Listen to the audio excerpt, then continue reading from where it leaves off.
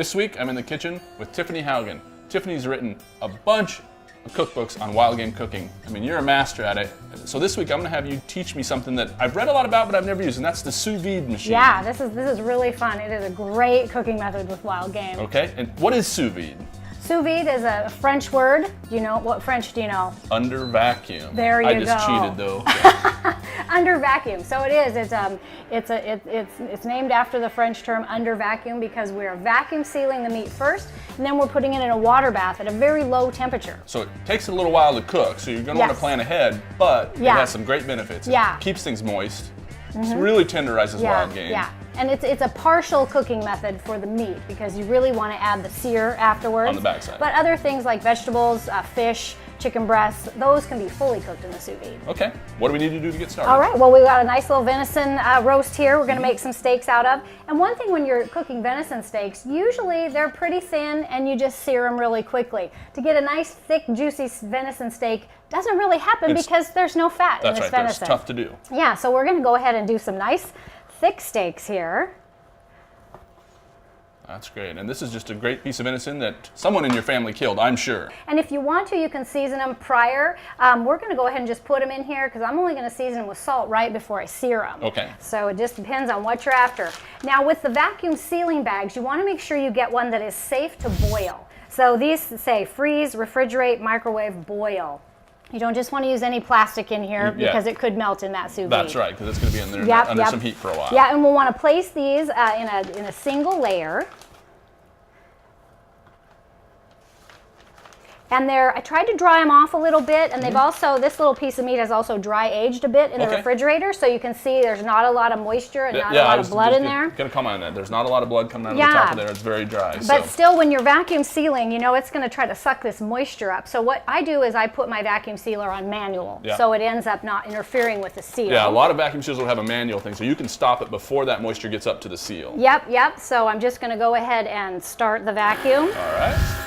And I'm going to watch, and when that moisture starts to get up there, I'm going to make sure I seal that bag before it hits the seal. You can see that moisture coming up to the seal bar. Yep, and then I'm just going to manually seal. And then we're going to start the seal.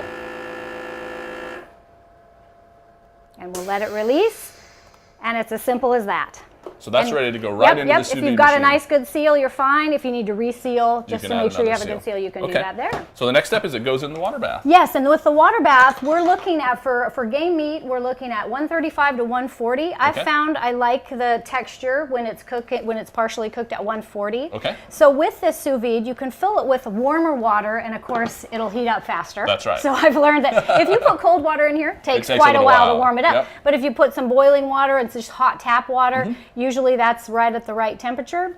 And so you fill it partially full, and then you'll load it up. There's racks in here, so you can really load this up. You can load this up with enough meat and the vegetables for 3-4 days worth of food. I would say when we're cooking with a sous vide machine, I don't have to eat that meal that day. This is a great way to cook ahead of time and then get it back in the fridge. So, like I said, you can load this up with a lot of stuff. We'll just drop that in. In the water bath. There's a little rack in there. Okay. And I have already pre-sous vide'd. All right. I don't know if I can add an ED to a French word. Past tense on the French term. So actually we inverted the cover here, and that makes a nice little holding tank. You want the vegetables too? Yep. With this, we just have some root vegetables in here, some sweet potatoes, red potatoes, and Yukon Golds with some fresh thyme, fresh rosemary, a little pat of butter. And I could take these out, and I mean, they're ready to eat right now. They stayed nice and warm. You'll want to do the vegetables at a higher temperature though. Especially these more fibrous vegetables. Like a heavy root vegetable? Yeah. Those will go at about 180 to 185, but they're quick. So, but then you can toss them in with your meat that's at 140. And then drop the meat to and they can just stay for hours and hours, and they're not going to lose any of their consistency. They're not going to get mushy. So we got a whole meal ready so to this go. is ready to eat right here, or if you want to, you can sear it or just a little roast on there. So, I'm going to add a little water in here. It looks like we need to get a little bit up there. And again, you have some warm water here, and there's a little line that says max. So I'm just going to go right to the max. And then once we're done with this, we'll put that cover Put the lid on. back on, okay. And we'll set our timer. It's nice. You can go 1 to 2 hours. If Okay. it's a tender cut of wild game, you only want to do about an hour. Oh, really? Okay. But a tougher cut, you can do 2 hours. You can do up to 8 hours. All right. But let's get to these. And you know, it's kind of like canned venison. It's Yeah. not real pretty, Yep. but it's gonna be good once we get a sear on there. So we'll just open that up. We can tuck our vegetables over to the side Okay, here. and so you're just gonna... And I just have some paper towels handy because when you want to get a good sear on anything, you want it to be dry. That's right. And so go ahead and dump that out, and we will just pat our steaks dry. Okay. And you can see, you could actually eat this now. I Yeah. mean, it is It's cooked through, but look how soft that is. Yeah, it is completely tender. Texture. Yeah, It is almost a little soft. Yep, so yep. we're gonna put that back on some heat, and that's gonna tighten those muscle fibers right back It will, but you know, if you wanted to use this, you could slice this meat up, toss it in a stir fry at the last minute, put it in gravy. That's and true. It only just needs to warm up a little bit Yeah, to be ready. ready to go. So again, we're gonna get rid of that extra moisture. And then if you want to hit those with some salt on both sides, I just can do a that. nice coarse salt is nice. We'll get a little bit of a crunch on there. Then I'm going to heat up our cast iron skillet.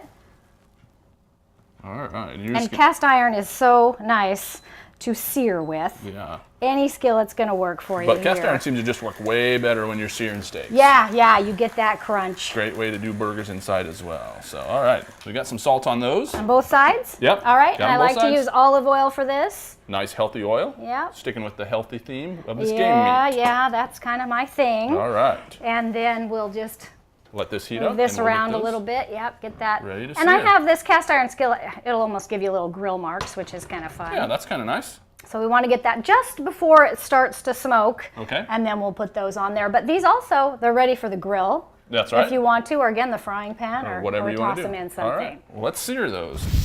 Okay, these are going to sizzle. Oh yeah, I can see those smoke coming off there. But not enough to smoke us out of the kitchen. No, I hope not. I'm gonna go ahead and put this lid back on. Yeah, that would be great.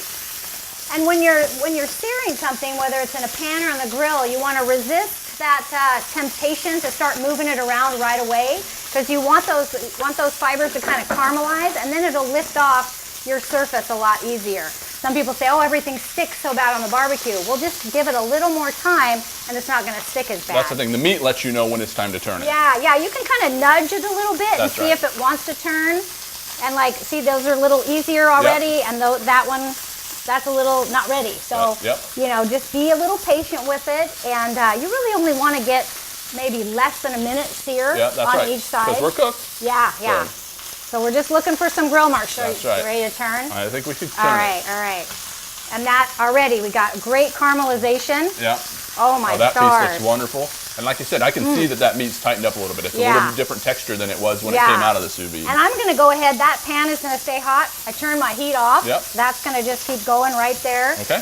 And we'll let that go about less than a minute. So That's keep right. track. I Are got you it. counting? I'm counting down in my head. All right, and then we'll want to rest it a second or Okay. two. But we can get to these vegetables. And again, they're ready to go.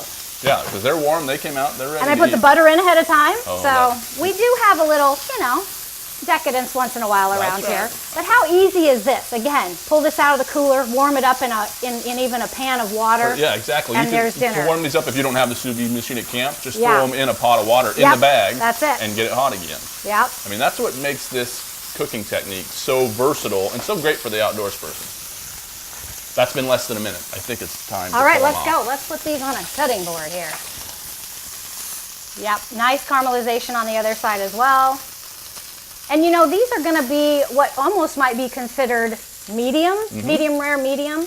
And a lot of times when we'll have people over and they'll say, oh, I'd like my venison steak medium. It's like, okay, would you like shoe leather? Yeah, I mean, that's you really can't do medium. Yeah. But this method, you You can still do it. Oh, Yes. well, that's great. Yes, so resting those. Let those rest.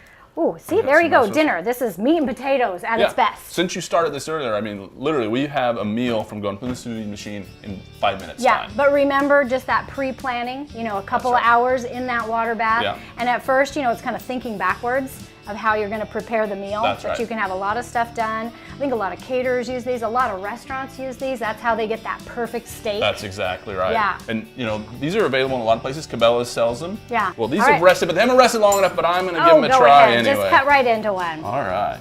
First time Yeah, with this the is my sous first vide. time for the sous vide. I've been excited. I mean, you about don't even this. need a knife. I think No. you could have honestly used a fork. That's exactly right.